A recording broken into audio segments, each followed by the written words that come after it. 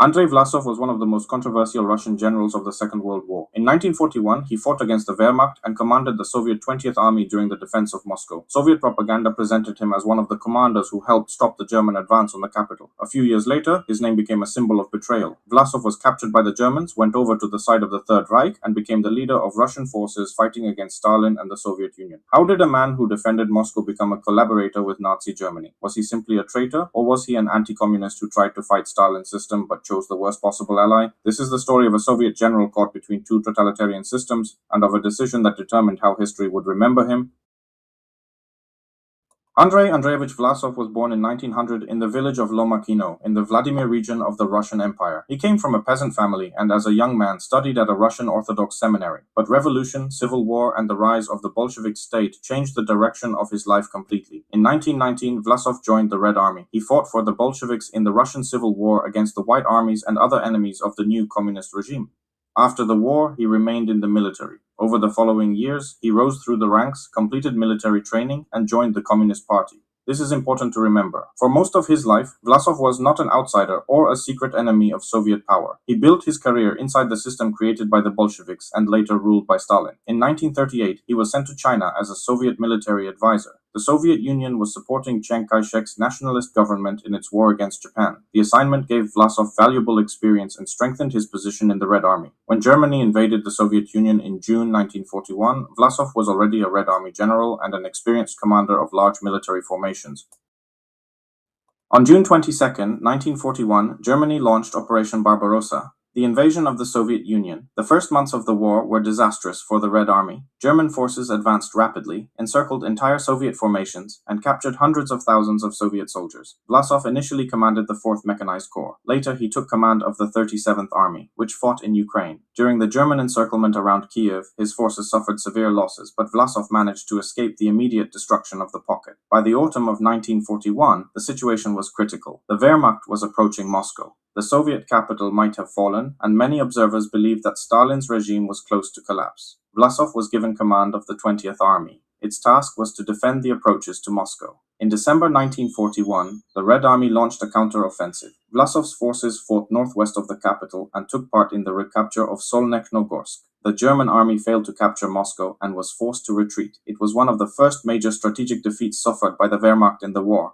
Vlasov gained a reputation as an effective commander. Soviet propaganda portrayed him as one of the defenders of Moscow, and his military career continued to rise. But it is worth being careful here. Vlasov did command the 20th Army and did take part in the fighting around Moscow. At the same time, his later image as one of the leading heroes of the battle was strongly reinforced by Soviet propaganda. At the beginning of 1942, it seemed that Vlasov could become one of the most important generals in the Red Army. Within a few months, everything would change. After the success near Moscow, Stalin and the Soviet High Command wanted to continue the offensive. One of their most important goals was to break the German siege of Leningrad. The city was surrounded, its population was starving, and the situation was catastrophic. The Second Shock Army was sent into the region as part of a major Soviet offensive. Its mission was to break through German lines and help open a route toward Leningrad. The operation had already begun before Vlasov took command. In March 1942, he was sent to the Leningrad front and given command of the Second Shock Army, at a moment when its position was already extremely dangerous. The army had advanced deeply into German-held territory and risked being cut off from its supply lines. The Soviet offensive stalled. The terrain was difficult. Forests, swamps, destroyed roads, and poor communications. Supplies arrived slowly, if they arrived at all. The troops lacked ammunition, food, fuel, and medical care. German forces closed the narrow corridor through which the army received supplies and reinforcements. The Second Shock Army was trapped in what became known as the Lyuban Pocket. For weeks, Soviet soldiers tried to break out. Many died in combat. Others died from hunger, disease, wounds, exhaustion, and exposure. The disaster was enormous. The army was effectively destroyed. Vlasov remained with his troops for a long time. In July 1942, he tried to escape the encirclement with a small group of men. He failed. He was captured by the Germans. For a Soviet general, captivity was not only a military defeat. Under Stalin, surrender was treated as shameful and deeply suspicious. Soviet prisoners of war who later returned home were often interrogated, screened, and in many cases punished. Vlasov knew that even if he returned to the Soviet Union, his future would be uncertain. To the Germans, Vlasov was a valuable prisoner. He was a Red Army general, a commander associated with the defense of Moscow, and a man who understood the Soviet military and political system from the inside. In captivity, Vlasov began speaking with German officials about fighting against Stalin. Historians still debate what motivated him. Was he already an anti-Bolshevik at heart? Was he psychologically broken by the destruction of the Second Shock Army? Did he fear that returning to the Soviet Union would mean execution or repression? Or was he primarily trying to save his own life? There is no single answer that explains everything, but one point is clear. Vlasov did not remain a passive prisoner. He eventually chose to participate in the German political and military project against the Soviet Union. He defected to the Third Reich and became one of the most visible figures in Nazi anti-Soviet propaganda. Vlasov claimed that he was not fighting against Russia. He said he was fighting against Stalin, the NKVD, and Bolshevism. For some Soviet prisoners of war, this message may have sounded convincing. Millions of people in the Soviet Union had experienced collectivization, famine, political purges, arrests, deportations, and state terror. Many Soviet prisoners were also trapped in horrific German camps where hunger, disease, and neglect killed millions. But this is the point where we have to be clear. Germany was not fighting to liberate Russia from Stalin. The Third Reich was fighting a war of conquest and destruction in Eastern Europe. German occupation meant mass murder, terror, forced labor, deportation, economic exploitation, and the deaths of millions of civilians and prisoners of war. Hitler did not plan to create an independent Russia. He did not want political freedom for Russians.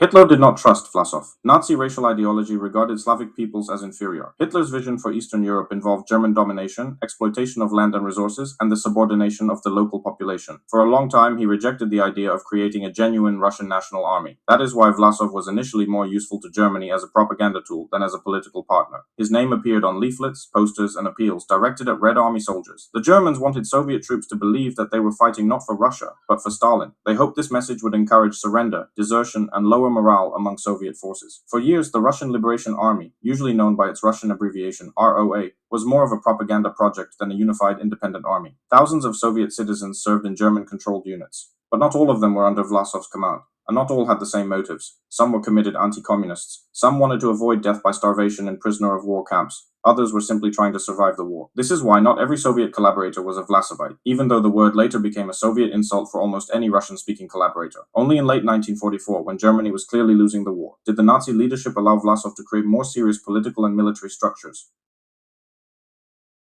On November 14, 1944, the Prague Manifesto was announced. It was the political program of the Committee for the Liberation of the Peoples of Russia, an organization associated with Vlasov. The manifesto declared that the committee's goal was, in its own words, the overthrow of Stalin's tyranny and the liberation of the peoples of Russia from the Bolshevik system. It also promised freedom of speech, freedom of the press, freedom of religion, freedom of assembly, and the right of different national groups to self-determination. On paper, it looked like an anti-Stalinist alternative to the Soviet system, but the contradiction was obvious. This program was created under the protection of Nazi Germany, a state that had no respect for free speech, democratic elections, human rights, or equality between nations. Vlasov was trying to build a Russian political movement, but he had no real independence. His movement was tied to Germany, and Germany continued to treat it mainly as a tool of war. The Russian Liberation Army did become more real in the final stage of the war, but by then the Soviet advance was unstoppable and the Third Reich was collapsing.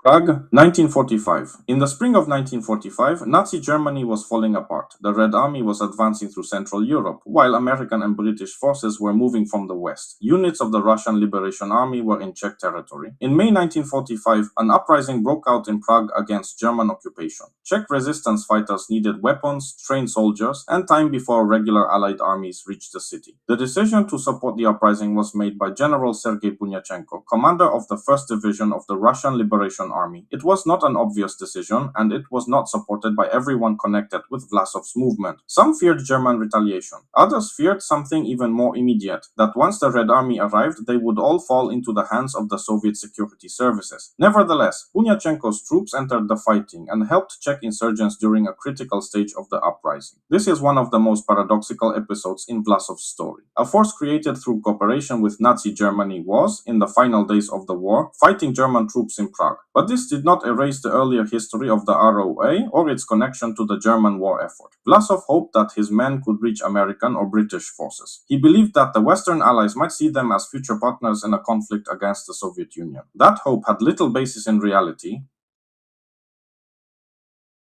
After Germany surrendered, Vlasov tried to move west, but he could not escape the Soviet forces. In May 1945, he was captured by Soviet troops in Czechoslovakia while attempting to reach the Western Front. He was taken to Moscow. The Soviet authorities had no interest in a public debate about Vlasov's motives. They did not want to discuss the destruction of the Second Shock Army, the terror of Stalin's system, or the reasons why some Soviet citizens had chosen to cooperate with Germany. Vlasov and his closest associates were tried by a Soviet military court for treason. On August 1, 1946, Andrey Vlasov was sentenced to death and executed by hanging in Moscow. In the Soviet Union, his name became a symbol of betrayal. The word Vlasovite was no longer used only for members of a particular military formation. It became an insult meaning collaborator, traitor, and enemy of the country. The story of Andrey Vlasov shows that a person can oppose one criminal system while serving another. Vlasov fought against Stalin, the NKVD, and a regime that had repressed millions of its own citizens. But he did not fight alone, and he did not fight for a neutral cause. He tied his fate to the Third Reich, Hitler's state, which waged a war of destruction across Eastern Europe. That is why it is impossible to present him honestly as a hero of anti-communist resistance. But he was not simply an anonymous opportunist with no previous military record either. He was a Red Army general who commanded troops during the fighting around Moscow. Later, he became the leader of a movement tied to Germany's war against the Soviet Union. Vlasov's story shows that in the 20th century, it was possible to fight one totalitarian system while serving another. That is why his name still provokes such strong emotions. Not only in Russia, but among historians and anyone trying to understand the choices people made during the darkest years of the Second World War.